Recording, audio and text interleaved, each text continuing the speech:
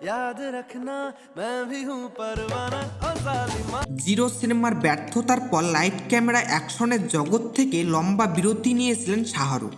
তবে চলতি বছরে রূপকথার কামব্যাক করেন বাদশা। শুরুটা হয়েছিল পাঠান দিয়ে, এরপর বক্স অফিসে ওঠে জওয়ান ঝড়। শাহরুখ খানের এবছরের 3 নম্বর ছবি ডানকি, সবে মুক্তি পেয়েছে ছবিটি। প্রথম 2 দিনের বক্স অফিস কালেকশন বলছে 100 কোটির হ্যাট্রিকের রাস্তা বেশ কঠিন। তবে সমালোচকদের দৃষ্টিতে শাহরুখ খানের এই ডানকি কোনো অংশে কম নয়।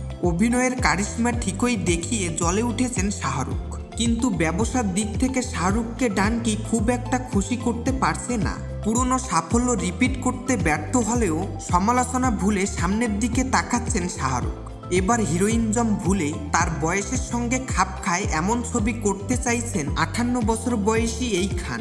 রায়া আবিরসেদকে দেওয়া এক সাক্ষাৎকারে সেই ইচ্ছেই প্রকাশ করেছেন বলিউড বাদশা। নিজের পরবর্তী সিনেমা নিয়ে শাহরুখ বলেন, আমি আগামী বছর মার্চ বা এপ্রিল নাগাদ শুরু করব পরের কাজ। এবার আমি নিজের বয়সের সঙ্গে মানানসই চরিত্র করতে চাই, তারপরেও ছবির মূল চরিত্র হিসেবেই কাজ করতে চাই। 20 বছর আগে আমি যেটা করতাম সেই চামটা পর্দায় এখন তুলে ধরাটা বেশ মুশকিল। আমি এখনও অ্যাকশন ছবি করতে চাই।